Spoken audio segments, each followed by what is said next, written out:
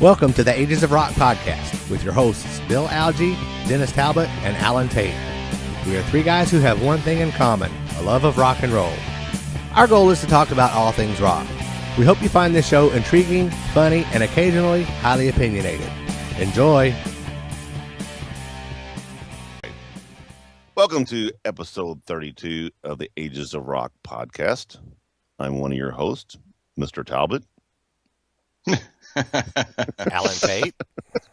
I am not Bill Algie. Bill Algie. There we go. We hadn't done that for a while. Maybe people who are new to the show like, which one is this butthole? You said nudes to the show? Nudes to the show. Nudes to the show. All righty. We got kind of a cool topic this week, but we'll get to that here in a little bit. And got a little funny game to play maybe. We'll see once how that goes. Any news, anything going on this week, guys, or last week? That happened to you guys? Anything interesting? I worked a lot. I took a week off from the concert tour. You were on a roll. Man, I made hotel reservations for our trip to Cincinnati for the Joan Jett, Cheap Trick and Heart concert. And there you go. MapQuest, when I clicked the update button, apparently there was a second button I had to click. So I thought I was driving about 10 minutes to get to the hotel after the show, and turns out it's going to be about 30 minutes. But and I still found a hotel. And I called and got an adjoining room. Did you? Sweet. Yeah. So they're adjoining, so we can just party between both rooms. That's right. Just open the doors and piss the old ladies off. I'm teasing you. I am gonna make one though. I think there because I don't want to really drive back. I'm part of the day, so yeah, I'm gonna be driving back because we've got we're gonna be up there for a couple days beforehand on vacation. Yeah, I'm driving back because it's just like gig night for me. Hell, I mean, we'll be done at 11 o'clock our time. I can be home by 2 in the morning. It's not a big thing. I load up that's on what big. She said. No shit. I got smooth this week. I actually went to a concert finally this week. Went kind of two cool things about it. Went and seen Weird Al Yankovic, and I tell you what, it was a great show. My son wanted to see him a long time ago, and we missed it the last time he came through. So I told him, I said, well, if I ever see he's coming through again, we'll definitely go. Well, he came through and came down to Victory Theater here in Evansville. And I went to it with just basically, okay, this can be fun for him. I'm going to go. I know the songs. This is going to be interesting. Dude, even Kelly the next day, Kelly looks at me and she goes, you know what? She goes, I had a blast at that concert last night. I mean, it was from the start to the finish. It was constant entertainment. Did more clothing changes than Cher. I mean, every song he's back there. And not just a little bit. I mean, big time stuff. In between each song, he had like on a big screen behind him, had little funny skits that he did. He did like these mock interviews with stars. You know, you could tell it was edited, but they were funny. And basically what he did was he went through like every TV show, movie, anything that ever mentioned the word Weird Al Yankovic in a joke, and had these little clips. And it's amazing how many shows have mentioned Weird Al Yankovic.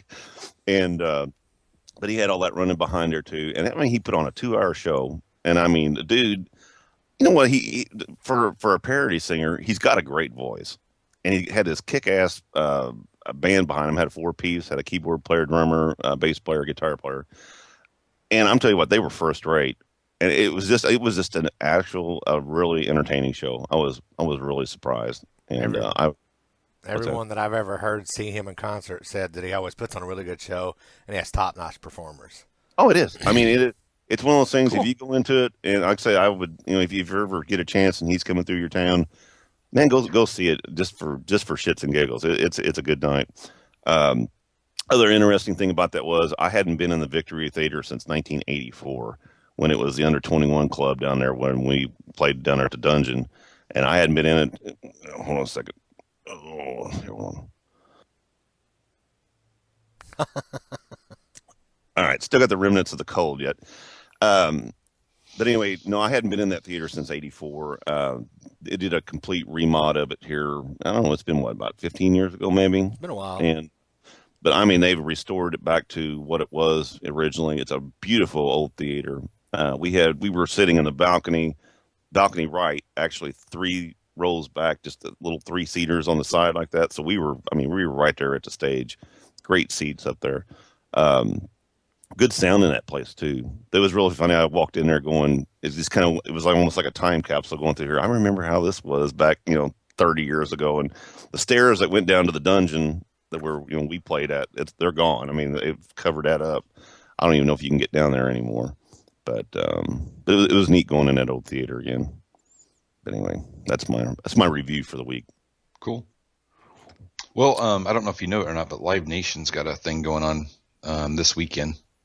And if it is $25 tickets for a variety of shows. So cool. I did a little reminiscing this week. What's that? On with Little River Band? Little River Band. There you go. June the 30th was the 20-year anniversary of the three of us seeing Kiss in Louisville at Freedom Hall. Oh, that's right. So I found that video on YouTube, and I played it in the background at work for a couple of days. Of course, I didn't get to sit at my desk for much for that couple of days, which is why it took a couple of days. But yeah, that was cool. It's funny, 20 years ago, we drove to Louisville. Everybody was just, you could feel the electricity in the air. It was so exciting. The world was on fire. I watched the video 20 years later, and it's like, man, they really weren't as good as I thought they were. And that goes for Alice in Chains as well, because, that was the peak of Lane Staley's decline, Right. So I had never seen Alice in Chains. Oh, there's the mouse ears. I had seen Alice in Chains, or I had never seen Alice in Chains before, so even though they kind of sucked because of Lane's problems, I was still happy that I got to see them before that incarnation of Alice in Chains was gone. He sounded good that night, but I don't think he moved the entire night. I think that was that how he was anyway. He squatted on the edge of the stage for a good portion of the night. Yeah, I don't remember it at all. I don't remember that part at all. I just remember, that was my first time to see Kiss in makeup. I had seen him, like I said, I'd seen him the first time the night, Vinny's last night. So I'd never really got to see him seen him in there, like Bill did, back in the glory days. I was excited that night. I was really, it was so cool. And like I said, Bill and we hadn't seen each other for a long time before that. Yeah, so been a long time. We hung out that day and bought some real expensive T-shirts. Actually, I was on eBay the other night. You can buy that T-shirt on eBay for $15. Wow! I think I paid $75 for that one, and that was back 20 years ago. That was expensive T-shirt. Is that the one where all the four of them were on the front of it? Yeah, it was kind of all molded in purple. Yeah, purple. Yeah. I was pretty fortunate because several years later, when I was putting the Kiss expos together, Mike Brandvold from Three Sides of the Coin used to be Kiss's webmaster and merchandise guy. So when he came to the expo, he gave me a reunion tour shirt, a farewell tour shirt. I think I got a Psycho Circus shirt. And did you get it back? No, I didn't get it back. I thanked him for 2 of them. Yeah. Now, he gave me 4 or 5 different Kiss shirts. That was really cool. Yeah, that is nice. Cool. Yeah, that was I didn't know there was a video for that thing. I watched a little bit of it. I haven't had a chance to sit down and watch it all. But actually, the video that I found was only recently posted because when I found it only had 300 or 400 views. Well, that's cool. But I've had a DVD of that show for a long time from a different angle. Right. And the YouTube video is a much better. Oh, it looked really good quality. It was a much better quality copy than the copy that I've always had. So I was happy to find that because the sound quality was really good. Yeah. Because I normally don't watch the videos. I just put it on and then do whatever work I'm doing or whatever. Mm-hmm. Okay. I have a nice video collection that I've never watched. I understand. Yeah. All righty. Anyway, real quick, I had a funny little game I thought about. I told you guys about it, but I didn't tell you what it was. So here we go. I'm gonna call this game Yank or Crank. All right. My God. This song comes on the radio. What do? Do you turn it up or do you turn it off? Oh, all right. that's Ready? cool. Well, no, wait a minute. You said, do you yank it or do you crank it? Well, okay. Do you? But I was explaining that in case anybody gets some weird ideas. We got it. All right. So here we go. And these are just some standards, but I was just thinking about what I would do. So anyway, here we go. Freebird. Crank. Yank It. Yank It. I'm the same way. Stairway to Heaven. That's what made me think of this game because they were talking about that so much on the thing. Now, Stairway to Heaven depends on my mood. I would agree. Yeah. I was the same way. It's one of those ones. If I hadn't heard it in like the last year, I might listen to it again. You know. Typically, though, it's a Yank It. I'm saying the same way. Rock and Roll All Night. I turn that shit off. I sometimes crank it. Well, it depends on that's mostly that's another it does mood. Something. I just I have no don't mood. like seeing that song in concert because I know it's the end, and I'm gonna get a mouthful of confetti. well, no, because I don't sit into the confetti section. Maybe grass or bugs or gnats or something, but Cheap seats. yeah, but but on the radio, I do. I mean, I'd leave it on for sure. I hear that drum beat, some bitch is off. I mean, it's gone. I'm so sick of that song. It's just one of those. Well, I'm not. Like I said, it didn't have to be on, but I typically leave it on. There is a local station that will play the studio version, and I can't turn the studio version off fast enough. I don't think I honestly can't remember ever hearing the studio version on the radio. To be honest, the studio version just doesn't have a guitar solo in it. Oh, it's just just it's a shorter version. All right, Hotel California. Crank. I'm the same way. Sweet Child of Mine. Depends on the mood. Yeah, depends on the mood. A yank. We play that song, and I'm burnt out on it. Back in Black. Crank. Dennis is going, nope. We can answer that. Dream On. Aerosmith. Depends on the mood. Yeah, probably more Crank. I'm more of a yank on that one, but I would, like I said, there's just maybe sometimes I would think, just shut up, Bill. Like, like fast forward to like this part of the show. Yeah. Like, all right, guys do American Pie. Yank. I hate that damn song. I yank it. And yeah, I crank it. I like that song because they don't play it that often. So whenever they do play it, I like it. Brown Eyed Girl. Brown Eyed Girl, yank. But if you've ever been in a cover band, you'll understand. Yeah, exactly. Okay, Mr. Roboto. Crank. Yeah, I'd crank that. I crank it hard. I like that song. TMI, right. Dennis, TMI. All right, More Than a Feeling. I crank that Boston. one. Yeah, I crank Boston. That's good. All right, a couple more real quick. Wang Chung. Crank. I love that song. You too. And that terrible video. Oh my gosh. Yeah. The guy's head spinning back and forth, give you the seizures and stuff. Yes. All right, one more. Simple Minds. Don't You Forget About Me. Crank it. Oh my gosh. Crank it hard. So anyway, I was just because what got me to think about this game was, they were talking about Stairway to Heaven, and people were talking about how much they'd heard it like one. I wonder, there's songs that, like I said, I'll hit the knob one way or the other as soon as it comes on. TMI, and that's like, Dennis. Oh, well, it's like with signs. I can't find the knob quick enough. I'm out of there. I can't stand that song. Okay, we'll have to do this again. Well, I've got one for you. All right, Carry On, Wayward Son. Oh, crank. I don't care if I'm late for an appointment. If that comes on in the radio, I've got to turn it up, and I've got to do the drum solo and all that stuff with it.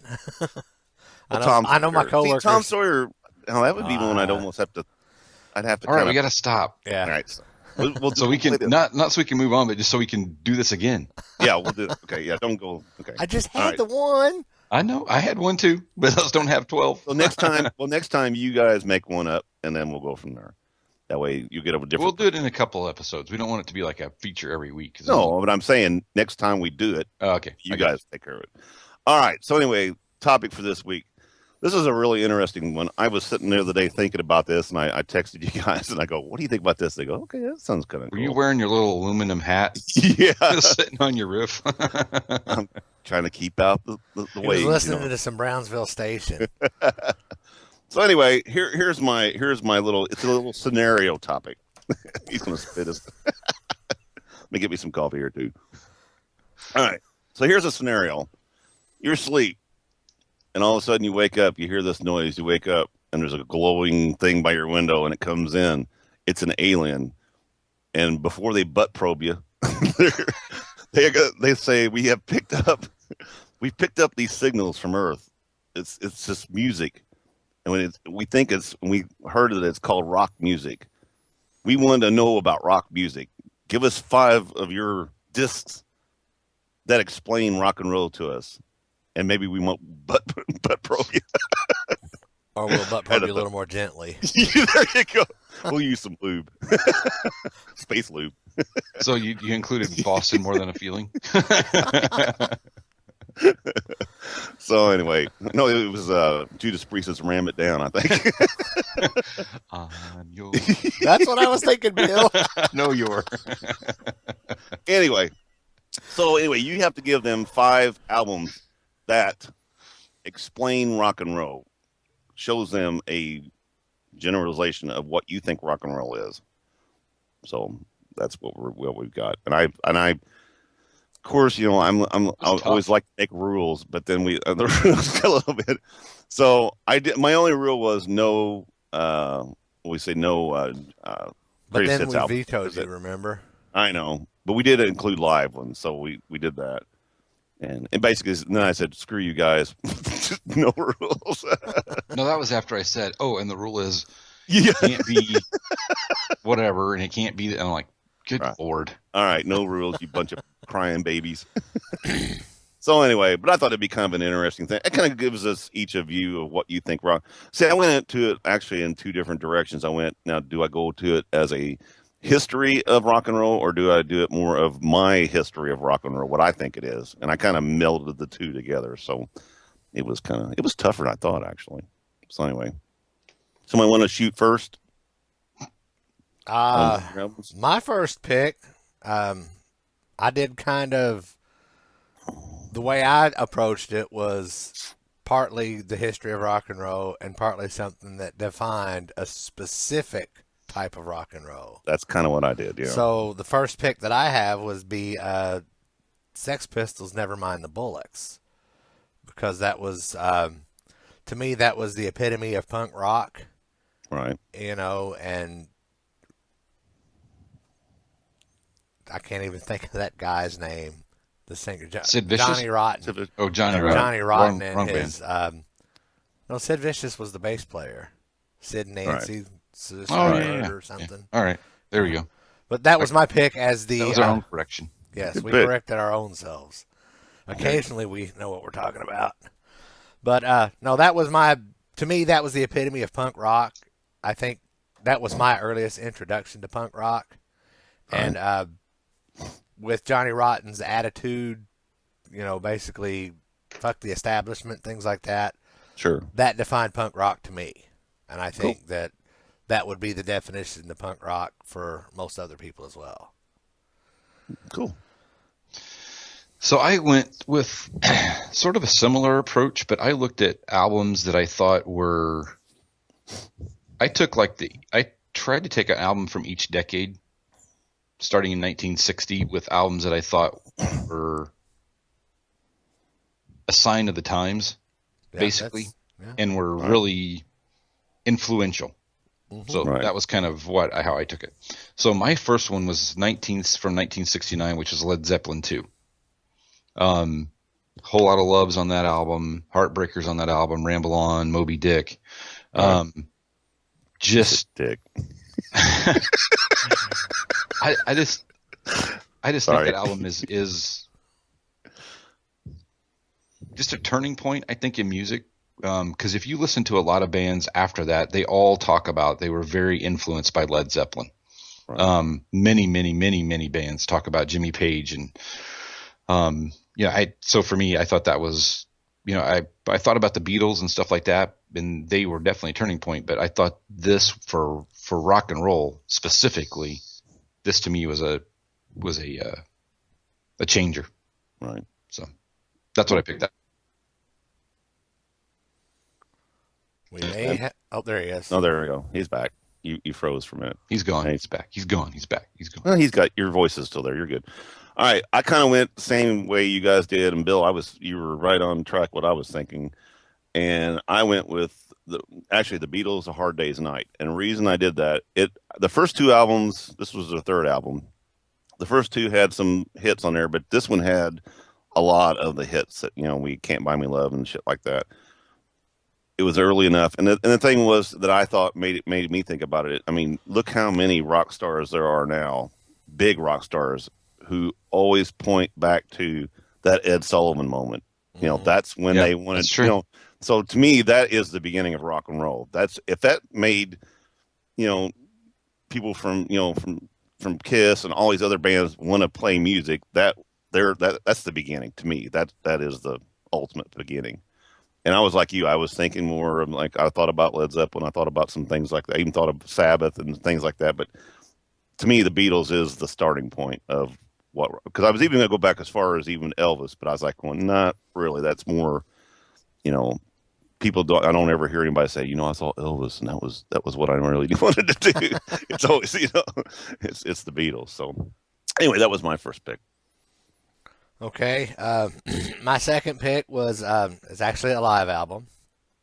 Even though you said we couldn't do greatest hits, live albums are still essentially greatest hits albums. I got one. But I picked Leonard Skinner's One More from the Road because to me that album kind of blended country music and rock and roll together, or that band, not necessarily that album, but that brought country and rock and roll together, which gives us southern rock, if you will.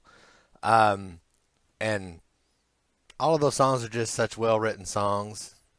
That whole album just gets me going. Right. Especially the jam at the end of Freebird. Cool. Yank It.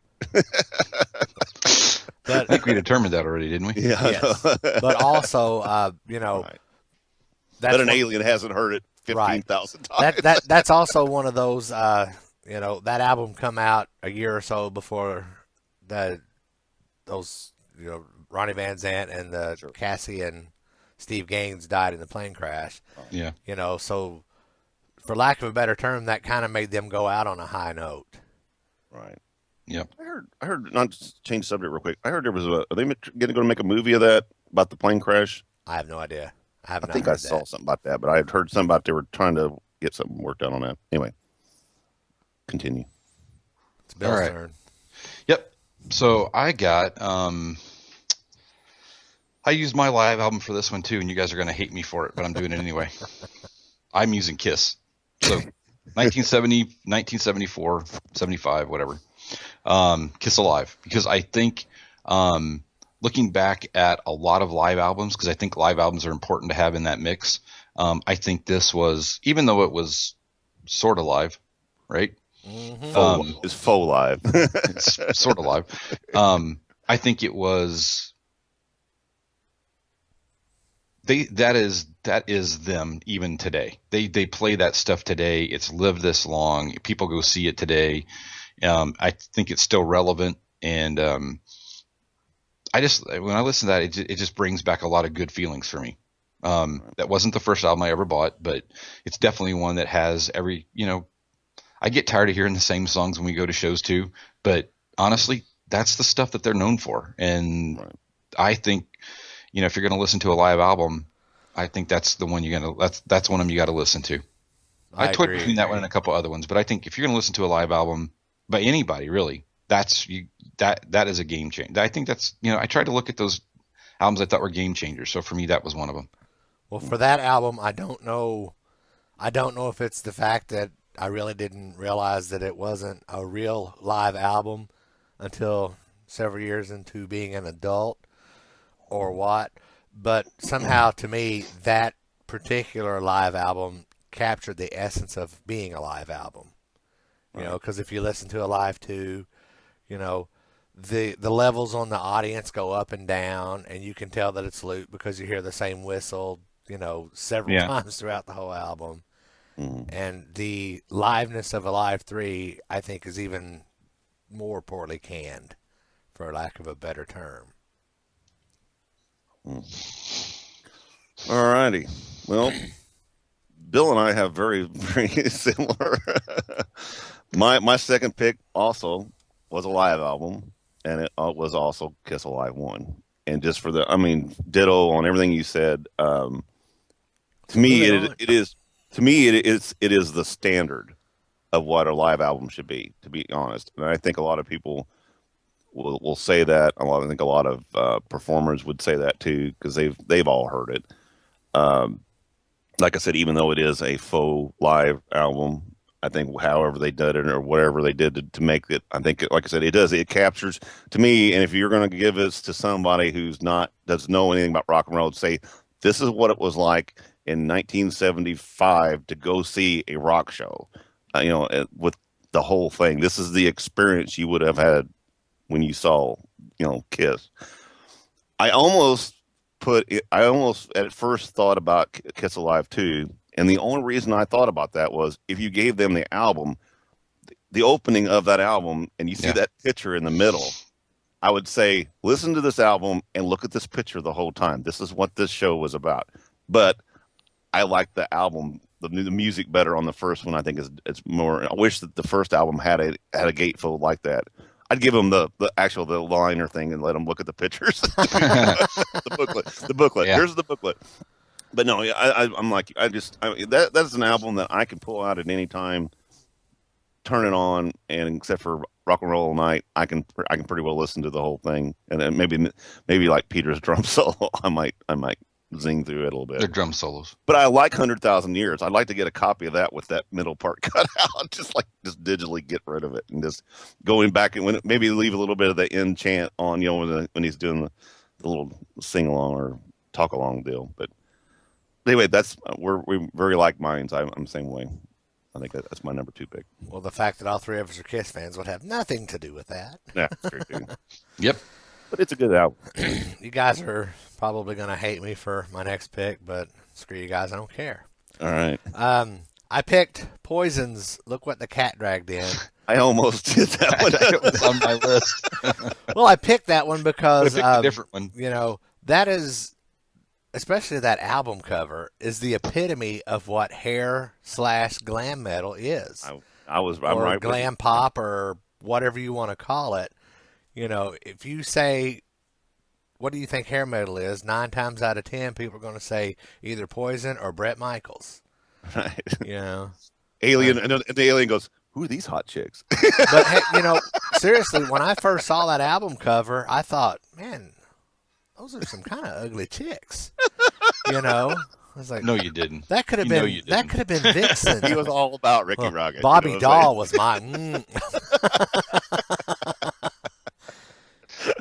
That's funny. But anyway, I chose that one because that to me was the birth of glam You're glam hair metal. Yeah. I can't say it was the birth of glam because I think Alice Cooper and New York Dolls and I think the New York Dolls were. Those guys were the yeah. Right. I don't know. They talk about Alice Cooper being glam. I don't know if Alice Cooper never was seen glam. him. I think it was more theatrical rock. Yeah. I don't know about glam. Well, Your Dolls were definitely glam. If you're gonna, I would call Alice glam in the very, very early stages before the Nightmare, because he did wear a lot of gold glitter, kind of these jumpsuits, and I mean they wore kind of. It wasn't really the scary Alice that we all love and know. Once he started doing, when Bob Ezrin got a hold of him and he did the Nightmare, that's when Dark Alice came out. But before then, he was. I mean, if you look at some real early stuff, it was a glam, and they were all wearing platform shoes and gold glitter shit and all this. I mean, it was pretty feminine. Glammy. There you go. We'll go with glammy. All right, so I kind of stuck in the same vein, actually. So I got to the 1980s, and this is where I got a little stuck because I picked 2 albums, which is going to put me over, but I'm still trying to figure it out. So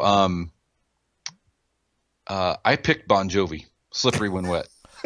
And that was on my list because I actually saw them open for 38 Special, which was probably, I think that was the last show or in the same week of the last show, because they immediately headlined right after that, like the following week or 2 weeks, because the album had broke and it was huge. To me, that was the beginning It was 1980, and that was the beginning of what's come to be known as hair metal. 1985. Yeah, I have. Well, I wrote 1980 on here because it's actually 86, but it's the 1980 era. That was close. Yeah. Anyway, for me that was when it really started, and it just exploded after that. So, that was it for me. It was huge. It was a huge album. 12 million, 13 million albums sold, something like that. Ridiculous. So that was and it's a great album. I mean, you can listen to it and know every song on it. And anytime, I know you guys anytime you guys play one of those songs off there, people go batshit crazy. And oh yeah. And if you're in a bar and they start playing it, people go crazy. And if you're at any other event and they play it, the people go crazy. It's just a staple. So that's why I picked it. All right, Bill. Just to show you that it's true, like mine's. All right, my third one pick was Bon Jovi, "Slippery When Wet." That's funny, but there again, ditto for everything you said. I'm just going to shut up. My list is Bill's list. Finally, well, now we know.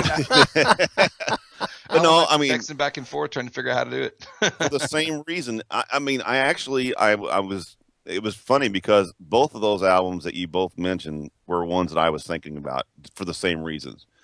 Poison was the epitome of what glam, the hair pop or hair rock was. And that was one of the things I thought about. But then I thought about Bon Jovi. They were the king. I was going to say the queens, the kings of MTV, and Slippery When Wet. I mean, it had every song on there was popular, and even Wanted Dead or Alive, that was the beginning of the Unplugged, that song when they played it on MTV, when they went out and did the Unplugged version, that started a whole nother revelation in music there for a long time. I mean, you never heard of rock stars being unplugged until that happened. I mean, that was a catalyst for that. Yeah, they caught a lot of crap over that. Oh, MTV told them that when they said they were going to do that, they were like, "Oh my, this is going to just be it's going to sink like the Titanic." And it turned out to be, they cashed in on that a little bit, I think. MTV and Bon Jovi. But anyway, that's, and like I said, it's that, and I kind of went the same way. I went through the eras of music, and Bon Jovi is the '80s. I mean, that was a big part of it. Anyway, that's my third pick. I wonder what Bill's picked for number 4. And I picked that. We're going to struggle now. And I just picked that this morning when we were talking. Actually, this morning, maybe as you were sending me waves across the thing, we were talking about shit this morning. Well, I wouldn't be surprised if Bill's number 4 isn't my number 5, but we shall see. We'll see. Probably not, because I think Bill knows what I'm going to pick. I'm struggling. I got 3 left, so I'm struggling. Okay. I've got some honorable mentions too, but I've got honorable mentions as artists, not necessarily as albums. All right. But and some of those honorable mentions came from my wife. So there you go. We have a little bit of spousal participation here. Anyway, back on track. My 4th pick is Guns N' Roses' Appetite for Destruction, because when everybody was doing the hair metal and everybody was doing the glam and Kiss jumped on the bandwagon, right. Guns N' Roses come out with Appetite for Destruction, and they looked like 4 guys that hadn't eaten or had a bath in a week or so, and they just came and was ready to kick anybody's ass. And that album, to me, from beginning to end, it's all about sex, drugs, and rock and roll, and anger. So for me, when that came out, it came out at a time in my life where I was transitioning from being a kid to being an adult. So lots of special meaning to that album for me, and I think lots of aliens would get off on that too, and they might even start an intergalactical space war or something after listening to that. Yeah. I thought about putting that on the list, but I've got to, it's one of my burnt albums. But anyway, it's a good pick. I mean, it does say everything you did, or mean everything you said. Bill. Anyway, come on, Bill. Throw it out there. All right, so I'm going to go to the 90s. All right. And then I'm going to struggle after that. So I'm going to pick Metallica, the Black Album. I think that, and for me, I like that album. I've always listened to that album. That was the album that really got me started in Metallica. I didn't really care for the thrash metal Metallica that was earlier. Although going back now, I do like some, I do like some stuff off Master of Puppets, and I do like some stuff off Injustice for All. But the Black Album for me was, I know it was more commercial, and true Metallica fans hated it, but I think it opened up a whole new group of people to their music, and it just rocks. That album just rocks, and I agree. I love that album. I like turning it on and crank every song. There's not one song on that album that you yank. Actually, up to the Black Album, there's not a Metallica song I dislike. I don't particularly care to listen to the instrumentals on Ride the Lightning or Master of Puppets and Justice for All, but all the rest of that stuff I like. It's after the Black Album when they did the load and the reload. There's a lot of that stuff that I don't care for. Yeah, but there's something on every Metallica album that I do like. Yeah. And I really didn't realize how much I liked some of it until I saw because I've never seen them in concert, but I saw, Hairbanger's Ball does some Metallica stuff, and being in that environment with some of that music, I got it. Mm-hmm. So when they started playing Master of Puppets and they played Fuel and they played, it's like, oh yeah, I get it. I get that. And it was, so I liked that album. That's a good album for me. So that's why I picked it. Now I gotta struggle with one more. All right. I've changed this one 10 times. I'm going to go with, I got a couple here. All right. For my 90s, I got kind of the same thing. I'm in the 90s now, that kind of stuff. I'm going to go with Green Day and Dookie. That's a great, to me, that's a great album. I know the 90s was all that. I know the 90s was all this, all the Seattle, just gloom and doom and all that stuff. But Green Day was the other half of that. You know what I'm saying? They were the shinier half. Their songs are fun. What's the thing about polishing a turd? Yeah, it's still a turd. I kid. Exactly. Because of Dookie. But get it? Exactly. I got you.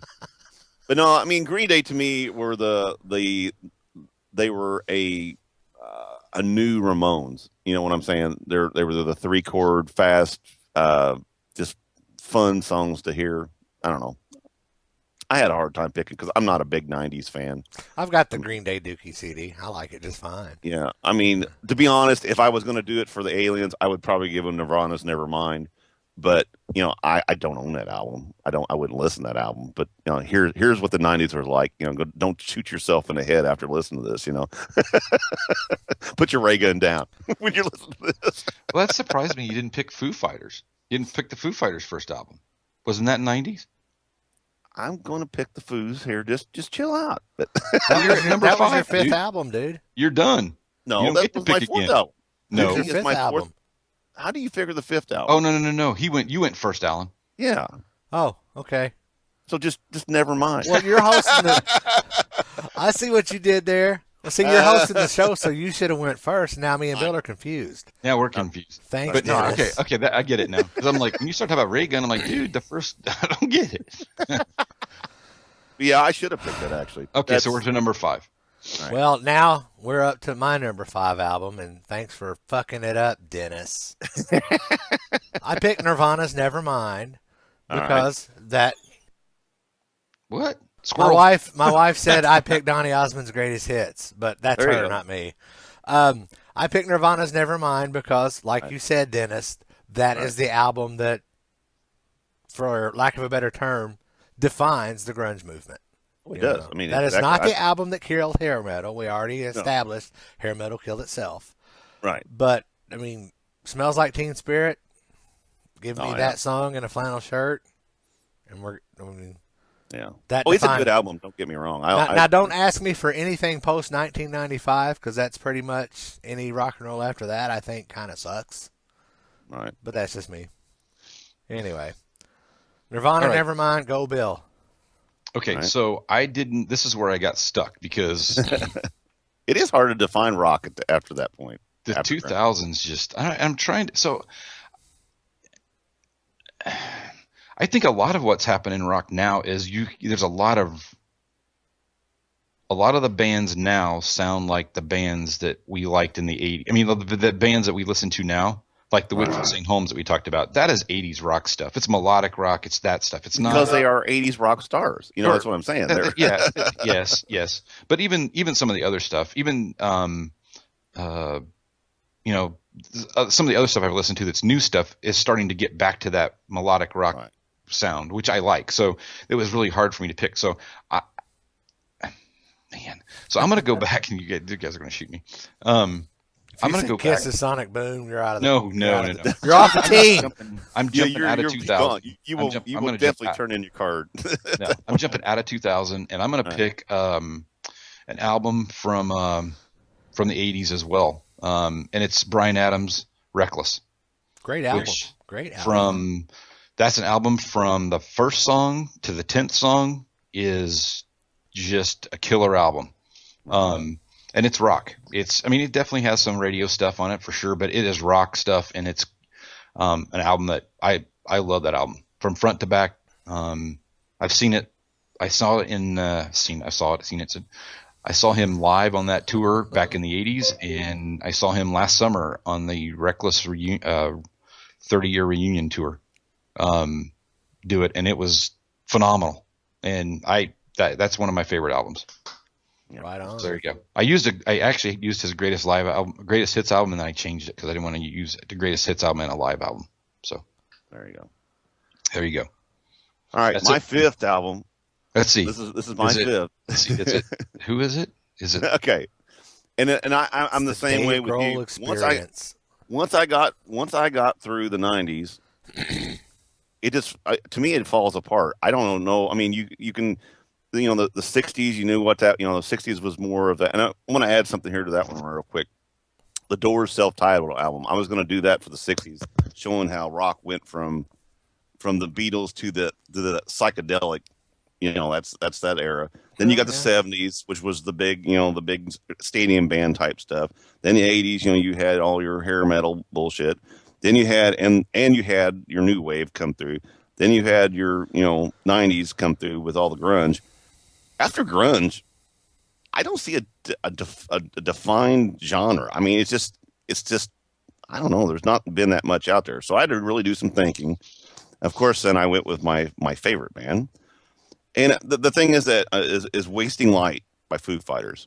That latest album, well, actually not the latest, it was one before Sonic Highways. But that album is really good. It's the newest thing that I've got that sounds really good. I like that type of music, and that's one of the only bands anymore that has new stuff that comes out that I really like. I mean, that sounds kind of new, doesn't sound 80s, doesn't sound 90s, just kind of has I don't know, and it's fun music. But like I said, I have a hard time defining shit now. Well, it's interesting you said it because I did have Foo Fighters' greatest hits on my list as the greatest hits album because I like a lot of that stuff from them. Right. So I struggle with that too, but I knew you'd pick it, so there wasn't any point in me picking one. Well, I wasn't going to go with. I had no idea we were going to pick, other ones that were the same, but I didn't think I'd want to do that. So only other one I had written down, and this was because remember when we were talking before we started the show, and I said I need something heavy, I need something real heavy. So Except Balls to the Wall was another one that I thought of to throw in there because it was. I mean, to me that's rock. I mean, that's just heavy as it comes. Yeah, there's just so many. I mean, and I struggled too because there are so many other albums. So I tried to find the ones that I thought really, like I said, epitomize it. The other one that I have on the list I didn't mention was AC/DC's Back in Black. See, I thought about that one too. I know, Dennis, that's not your favorite album, but no, I had it down too because it is. And you hear those first couple of drum strikes and it's, it's. Well, and I was struggling, like I said, with do I do it as my favorite, what I think rock is, or do I do it as because like I said, if I was going to do it as a history lesson, Guns N' Roses, Nirvana, AC/DC, those albums would all be in there. Are they my favorites? No. And why are they not my favorites? Is because I'm burnt on them. I've heard them too much. That's why. Guns N' Roses is not on the list for me. It's not that it's bad music. It's just, man, after you hear Back in Black, 1,000 million times. It just doesn't work anymore. I'm burnt on it. Yeah. And but like I said, when I say bad things about shit like that, it's not that I'm saying it's bad. It's just I'm burnt on it. And dig that. And anyway, the albums that I had, excuse me, were up early in the morning, folks. This is not a late night recording. Yeah, this is this is early on Saturday. This is coffee. This is coffee, not alcohol. The albums that I had that were honorable mentions: Aerosmith's "Toys in the Attic," Metallica's "Black Album," Motley Crue "Shout at the Devil," and Bon Jovi's "Slippery When Wet." Because those Shout are at the Devil is another album those that are I all tossed around, defining moment albums for me, and very well received to the public. So if you're gonna define that to the aliens, you don't want the aliens sitting down and say, "Hey man, listen to this," and then it be some off the wall album that was a stinker. Right. What was the Aerosmith album that didn't have Whitford or Perry on it? Oh yeah, it's I can't remember the name of it. That I one. know what you're talking about. Don't give the aliens that one. I'm sorry. I did have one more too. I had damn it, "Peace of Mind" by Iron Maiden. That was another one I thought about. That was a decent album, but yeah. See, I never had. had. I mean, there's a ton of stuff you could. I mean, it's just five is hard. Five is hard. That's why I thought it would be kind of interesting though. That's why interesting to see if anybody else posts what their five would be. Yeah, please do. We would love to have some interaction. Yeah. Now, John, I if you're kind of listening this week, please post your top five. Yes. Or your five aliens you get. I did discuss the idea of this with my wife Laura, and she brought up artists more than albums because there's just way too much to narrow it down. But Chuck Berry kind of defined rock. He was the beginning of rock and roll, in my opinion, and in her opinion. She also mentioned Elvis Presley and the Rolling Stones. Buddy Holly. Buddy Holly's another good one. I didn't think of Buddy Holly. I did think of Bill Haley and the Comets because they were early in the rock and roll band. Where'd Dennis go? Disappeared. There he is. We are so glad you have on pants. Sorry about that. Here's something interesting about recording in the mornings when your son's alarm is going off and going off and going off and going off. We didn't hear it. So. I could hear it barely. And I thought, well, before it gets, it was just driving me batshit, so I had to go wake his butt up. So anyway, it is early. Well, that was pretty cool. Pretty fun. That was cool. Did you guys listen to anything new this week? Anything? I listened to a Kiss concert from 20 years ago. There you go. I listened to my last 2 weeks have been pretty much a nonstop blur. I've either been running sound outside in the hot, humid, sweaty air, or we're transitioning from one ISP/phone service provider at work to another, and I've maybe spent 20 minutes at my desk the last 2 weeks. Just trying to pull up here. I did. I heard a couple of songs this week. I'm trying to hear Shazam tracks. I did listen to. You mentioned.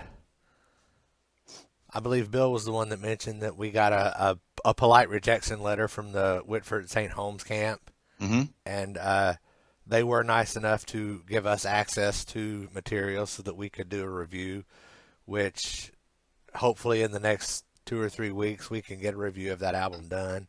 I have listened to part of that album, and I need to go back and listen to the first one because I've never listened to that one. So, Did you like it? I think I'm going to be pleasantly surprised at the first album. Yeah, but what I've heard so far, I've probably listened to about half of the second album, and yeah, that was pretty good. I think I kind of feel bad that Brad Whitford doesn't get any more stage time in Aerosmith than he does. Yeah, it's pretty sad. I had downloaded horrible.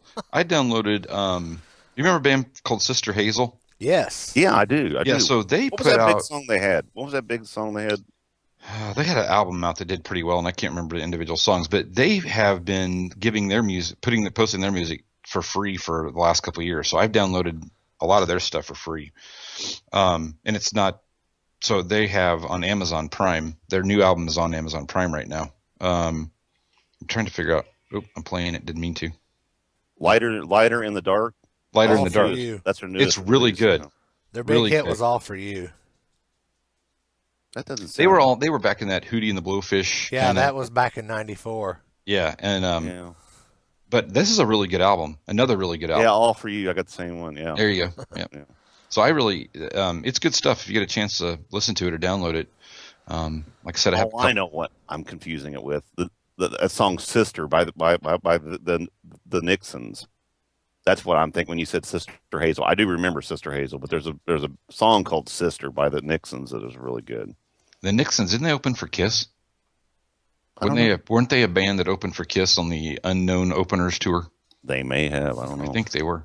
That's what I called it. It was the Unknown Openers. I did download a new album this week, "4 by Fate." Oh yeah. Oh yes, I've heard yes, most yes. of that. And a band or it's a album called Relentless, and there's a lot of people. I mean, this is John Reagan, Todd Havertz, Fuso. yeah, and then I can't think of the other guy. But anyway, they Quickly. it's got a lot of great. Well, I'm trying to here real quick. When you talk, I'll look. Yeah, you look. Anyway, it's a really good album. These guys are, very seasoned musicians. Two of them were in Fraley's Comets. Todd's been with, he's played with Cheap Trick and a bunch of other people also. Favorite song on there, they redid "It's Over Now." It was an old Fraley's Comets tune, and they redone it and Patrick pumped it up a James little bit. Gasparini.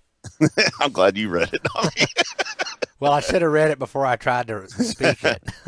But man, there are 13 songs on this album, and it's one of those ones.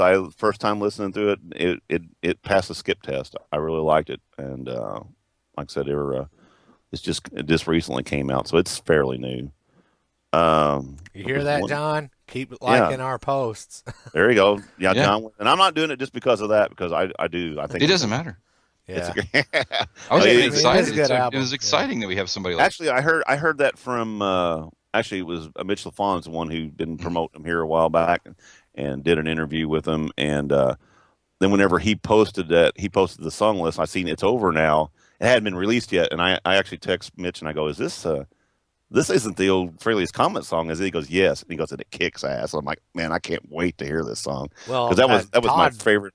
Todd wrote that song, so. Oh, I know. That's what I'm saying, and that's the thing I wish Fraley's Comets would have been. I wish it would have been Todd singing and just Ace playing guitar and maybe singing one song, because Todd's got a great voice. I mean, his register is up there, and he's still for a guy. I mean, for an old guy. He's in our prime like we are. You know what I'm saying? Yeah. But his voice is held up real well. Another song real quick that I heard this week, and I'm getting ready to pull it up. It was I thought it was a song called "Phantom Bride" by the Deftones. Oh, I've heard of the Deftones. Yeah. It's a really cool song. It's one I Shazammed on the way to work. I was like, man, I like this song. Shazam. And I heard it. It was I recognized the voice, and as soon as I Shazammed, I was like, oh, that's Deftones. Yeah, they got some great tunes.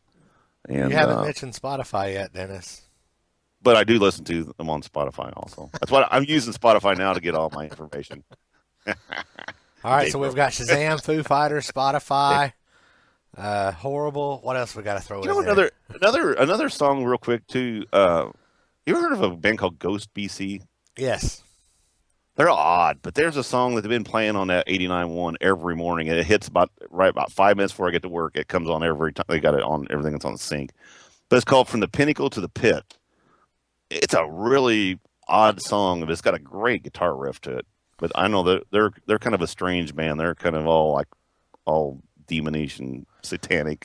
Yeah, the lead singer dresses up as a skeletal pope, and the rest of the band dress up in like monk robes, and then they have a mask over their face.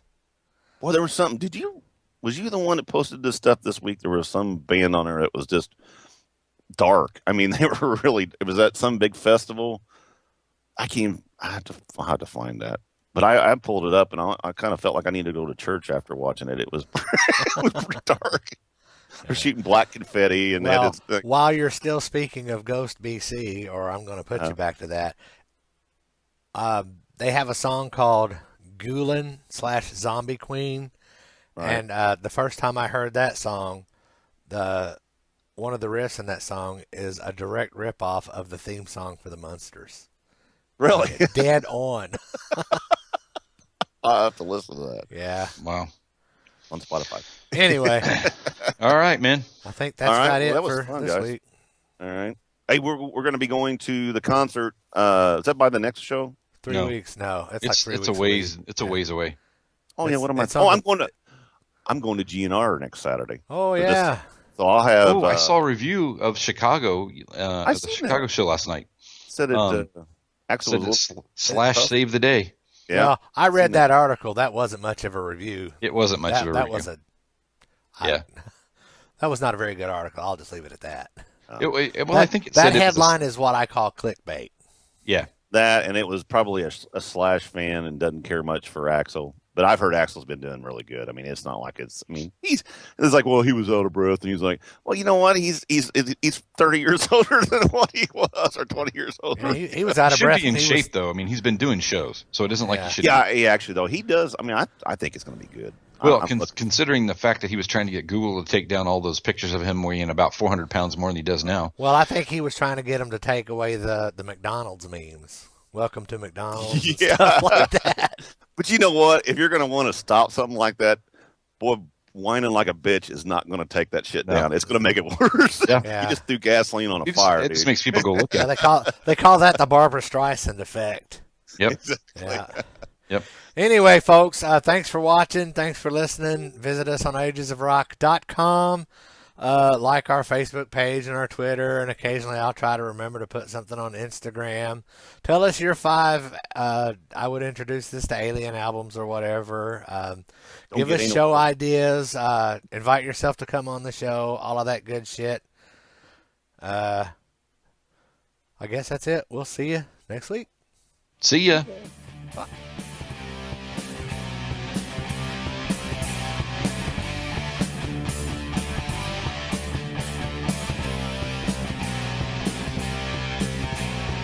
Thanks for listening to the Ages of Rock podcast. If you haven't done so already, be sure to subscribe to our YouTube channel, like us on Facebook, and most importantly, tell all your friends. Remember, you're never too old to rock. Until the next episode, peace out, folks.